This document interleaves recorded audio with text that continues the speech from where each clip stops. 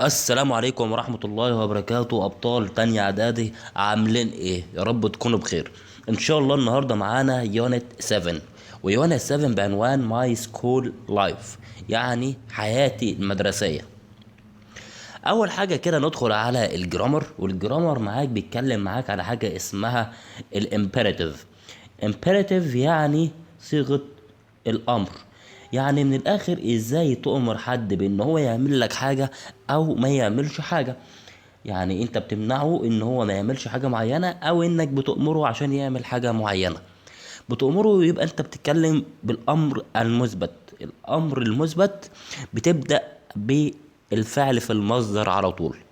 مثال، يعني مثلا انت عايز تقول له افتح الشباك بالعربي كده، بالعربي انت بالعربي بتقولها ازاي؟ بتقول افتح الشباك، صح؟ طيب، انا عايز احول كل جملة افتح الشباك لانجلش، اعملها ازاي؟ والله افتح او يفتح يعني open الشباك the window، يبقى افتح الشباك open the window.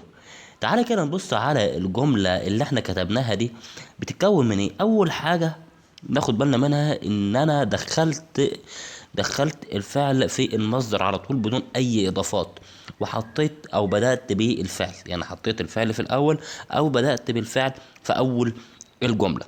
طيب، في بقى حاجة لازم تاخد بالك منها اللي هي تركة always. تركة always always اللي هي بمعنى دائما. لو انت عايز تنصح حد بحاجة ان هو يعملها على طول، فانت هتقول له always كذا كذا كذا، يعني دايما اعمل الحاجة اللي انت عايزها. مثلا مثال، دايما كل اكل صحي، دايما كل اكل صحي. فانا هكتب الجملة بالعربي، وتعالى كده نشوف ازاي هنحولها للانجليش. دايما كل اكل صحي. تعالى كده يا باشا، دايما معناها ايه بالانجلش؟ معناها always. دايما معناها always. eat healthy food. eat healthy healthy food يعني ايه؟ يعني دايما كل اكل صحي. يبقى انا عندي تركة always، ان انا لما احب امر حد ان هو يعمل حاجة معينة بشكل دائم او بشكل مستمر، فانا بحط always في الاول، بعد كده اقول له eat او open او close، يعني بنزل الفعل في المصدر برضو بعد always. ده كده لو انا عايز اخلي حد يعمل حاجة معينة. طب لو انا عايز حد امنعه ان هو يعمل حاجة، يعني مثلا اقول له ايه؟ اقول له ما تفتحش الباب مثلا. ما تفتحش الباب نقولها ازاي؟ تعالى كده يا باشا نكتب ما تفتحش الباب. ما تفتحش ما تفتحش ما تفتحش الباب. هو يفتح يعني ايه؟ open، صح؟ يفتح يعني open. طيب عايز اقول ما تفتحش، don't don't open. طيب عايز اقول بقى ما تفتحش الباب، اقول don't open the door. don't open the door يعني ما تفتحش الباب. ما تفتحش الباب. طيب، لو انا عايز ادي امر نفي بس يكون مستمر زي always، اعمل ايه؟ اجيب حاجة اسمها never. never يعني ابدا. دي بديل اقوى لكلمة don't. يعني مثلا عايز اقول ما تنساش الواجب بتاعك. ما تنساش الواجب بتاعك ابدا. ما تنساش الواجب بتاعك ابدا. اقولها ازاي؟ ما تنساش ما تنساش الواجب بتاعك ابدا. الواجب بتاعك ابدا. ابدا بكلمة ابدا. ابدا يعني ايه؟ ابدا يعني never. ابدا يعني never. ينسى. forget. forget. your homework. homework يعني الواجب المنزلي. homework يعني الواجب المنزلي. يبقى never forget your homework. متنساش الواجب بتاعك ابدا. طيب تعالى كده بقى في حاجة اسمها be، يعني verb يكون. verb be. امتى استخدم be؟ بص يا حبيبي، انا عندي في الامر لازم انزل فعل. ما تاكلش، كل. ما تشربش، اشرب. العب، ما تلعبش. دايما انزل فعل. طيب يبقى انا علشان امر حد لازم انزل فعل. طب عايز اقول لواحد ما تخلكش او ما تكونش كسول. ما تكونش كسول، اقولها ازاي؟ يكون يعني بيه. يكون يعني بيه. ما تكونش. don't don't be lazy. don't be lazy يعني ما تكونش كسول. او عايز اخلي الصفة بتاعتي ايجابية مش ليزي، يعني ليزي صفة سلبية، انا عايز صفة ايجابية. فاقول له ايه مثلا؟ be active. be active يعني خليك نشيط. be active يعني خليك نشيط. تمام يا باشا؟ تمام. دي كده الامبيراتيف. الامبيراتيف. انا بقى عايز اشتغل على النصيحة، يعني انا مش عايز امر حد، انا عايز انصح حد. عايز تنصحه بحاجة مثبتة ولا حاجة منفية؟ يعني مثلا عايز تقول له ينبغي عليك ان تذاكر دروسك بجد، ولا لا ينبغي عليك ان تدخن؟ والله هتفرق. ازاي؟ اول حاجة نتفق عليها ان ينبغي ان معناها شد. يبقى شد معناها ينبغي ان. وشودنت معناها لا ينبغي ان. انا عايز اقول ينبغي ان او يجب ان تذاكر بجد. ينبغي ان تذاكر بجد. اقولها ازاي؟ اقولها يو، انزل الفاعل يو وانزل شود عشان قلت ينبغي. يو شود. يو شود. ويذاكر يعني study، وبجد يعني hard. وبجد يعني hard. you should study hard. ينبغي انك تذاكر بجد. طيب عايز اقول لا ينبغي انك تتفرج على التلفزيون كتير، او لا يجب الا تتفرج على التلفاز كثيرا. اقولها ازاي؟ اول حاجة انزل الفاعل. الفاعل بتاعي you. لا ينبغي shouldn't. لا ينبغي shouldn't. يشاهد يعني watch. يشاهد يعني watch. too much كثيرا. too much TV. TV. لا ينبغي انك تتفرج على التلفزيون كتير. يبقى الخلاصة في جملتين. الخلاصة في جملتين، ركز فيهم. خلاصة. خلاصة.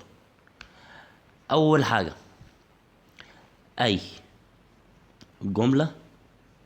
اي جملة بتاعت امر بتبدأ بالمصدر بتاع الفعل، يعني infinitive. بتبدأ بالمصدر بتاع الفعل infinitive. او always. او always زائد المصدر بتاع الفعل اللي هو infinitive. يبقى دي كده اول جملة. تاني جملة اي جملة. اي جملة بتاعت نهي بتبدأ بدونت. بدونت زائد المصدر اللي هو infinitive. دونت والمصدر اللي هو infinitive. او never. never زائد infinitive برضو. زائد الانفينيتيف. لو في صفة لو في صفة او عايز تقول ما تكونش كسول، ما تكونش مهمل، كن ايجابي. لو في صفة استخدم ايه؟ لو في صفة تستخدم بي. لو في لو في صفة تستخدم تستخدم بي. تعالى كده يا باشا ندخل ونشوف هنحل ازاي على الجرامر. بس قبل ما ندخل على الحل، تعالى كده نشوف ازاي اكون الجملة بتاعت الاثبات مع شد، وازاي انفيها، وازاي اسأل بيها. اول حاجة الانجليزي عبارة عن جمل. الجملة بتاعت الانجليزي يا اما تبدأ بفاعل يا اما تبدأ بمفعول لو الجملة مبنية للمجهول. ده ما يخصنيش، اللي يخصني دلوقتي ان انا الجملة بتاعت معاليك هتبدأ لك بفاعل. لازم تنزل اول حاجة فاعل، بعد كده تنزل شد لو الجملة بتاعتك مثبتة، او تنزل shouldn't لو الجملة بتاعتك منفية. بعد كده تنزل المصدر بعد كده تنزل المصدر. يبقى انا بلعب على فاعل، بعد كده should او shouldn't زائد المصدر. طب انا عايز اسال بسؤال هل. يعني عايز اسال واقول هل ينبغي ان افعل كذا، فاقولها ازاي؟ اقدم should على الفاعل، بعد كده اجيب المصدر. طب عايز اسال بكلمه استفهام، اسال ازاي؟ والله اول حاجه هجيب كلمه الاستفهام. بعد كده هنزل should، بعد ما انزل should انزل فاعل، واخر حاجه انزل المصدر. يلا بينا على الحل، يلا بينا. معايا اول سؤال بيقول لي always not kind to animals even if they are small or unfamiliar to you. هل هتكون am ولا is ولا be ولا are؟ طبعا انا قلت always بيجي بعدها be. تاني حاجة not be late for your English class because the teacher gets upset. هتكون don't be late لان انت جايب بي. يبقى بي يا اما تاجي بعد always يا اما تاجي بعد don't. تالت جملة بيقول لي they not take a short rest to feel better. هتكون they should. هم ينبغي ان هم ياخدوا راحة قليلة او قصيرة علشان يكونوا افضل. if you want to be healthy you eat more fresh vegetables every day. عشان تكون اكثر صحية لازم او ينبغي عليك انك تاكل. يبقى ينبغي should. خامس سؤال to start the game the blue button on the front of the machine. طبعا هيكون المصدر press the blue button.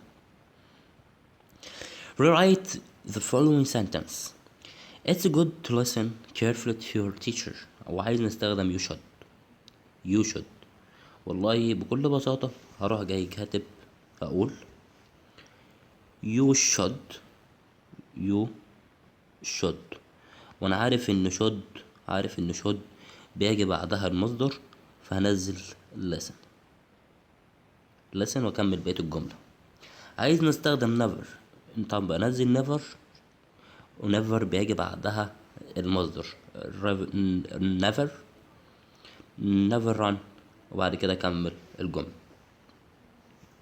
عايز نستخدم never تاني، هروح جاي شايل done وحط never cross واكمل الجملة. عايز استخدم shouldn't. طيب انا قلت ان هو لازم يبقى في فاعل. الفاعل بتاعي you shouldn't. انا والله حتى مش مضطر ان انا اقرا الاسئله، انا بشوف هو حاطط لي ايه، وبعد كده بشوف دي لو كانت شود او شودنت، فانا بحط فاعل بعد كده احط شودنت او شود على حسب ما هو قايل لي. احط شودنت بعد كده انزل المصدر ايت، بدور على الفعل واحطه وبعد كده اكمل بقيه الجمله. اعملوا دول بقى انتوا يا شباب في الكومنتس عشان اشوفكم فهمتوا ولا لا، وانتوا بتحلوا في الكومنتس قولوا ايه رايكم في الشرح. بعد كده ندخل على السكيلز. بص يا سيدي، السكيلز اللي على معالم عليك عن ازاي تكتب السكول ريبورت، ازاي تكتب تقرير مدرسي، ازاي تكتب تقرير مدرسي. اول حاجة علشان تكتب التقرير المدرسي اللي هو السكول ريبورت، السكول ريبورت، لازم الموضوع يكون متلخص معاك في 6 خطوات او 5 خطوات و6 اسئلة. بعد كده ندخل على ال6 اسئلة. يبقى تاني حاجة، ثانيا، ال6 اسئلة هيكل التقرير، ال6 اسئلة اللي هم هيكل التقرير. اول حاجة معانا او اول سؤال معايا سؤال عن ايه، ده اول سؤال. تاني سؤال امتى. تالت سؤال بتعملوا ايه، بتعملوا ايه. رابع سؤال مين بيساعدك، مين بيساعدك. خامس سؤال حاسس بيه. سادس سؤال ليه مهم، ليه مهم. دول ال6 اسئلة اللي بيجي يسأل فيهم. تعالى كده يا باشا نشوف مثال، او كده المثال. اول حاجة زي ما قلت المعريك what is the report about، اللي هو الموضوع عن ايه. I'm writing about my science class. تاني حاجة when does it happen، متى يحدث ذلك. it happens every Monday and Wednesday. تالت حاجة what do you do، ماذا تفعلون. we start with a question. we do experiments in the first period. score report، تقرير المدرسي. رابع حاجة how helps you، من يساعدك. my teacher is patient and helpful. خامس حاجة how do you feel، بما تشعر. I feel happy and proud. why is it important، لماذا هو مهم. it helps me learn science. يبقى هم دول ال6 أسئلة. ده كده مثال، ده مثال على اللي احنا قلناه. والقصة اللي على معالم عليك بعنوان The Jungle Book. The Jungle Book، كتاب الغابة، كتاب الغابة. لأن جنجل معناه غابة، جنجل معناه غابة. الشخصيات الأساسية واد اسمه ماوجلي، طفل بشري وده بطل القصة بتاعنا. وفاذر أم ماذر وولف، الذئاب اللي لقوا ماوكلي واعتبروه ابنهم. وشريخان النمر الشرير اللي بيكره ماوكلي وعاوز ياكله. وبالو اللي هو الدب اللي بيعلم ماوكلي قانون الغابة. وباجيرا الفهد السد اللي بيحمي ماوكلي وساعد الذئاب تقبله. Chapter 1 Found in the Jungle. بتبدأ الحكاية لما طفل صغير تاه من قريته ووصل لكهف الذئاب. طبعا الحيوانات استغربت جدا ان في طفل بشري موجود في كهف الذئاب. هنا ظهر النمر الشرير اللي هو شريخان وطالب بالطفل بحجة ان البشر مكانهم مش في الغابة. لكن الام الذئبة رفضت تسلمه وقررت تربيه كأنها ابنه.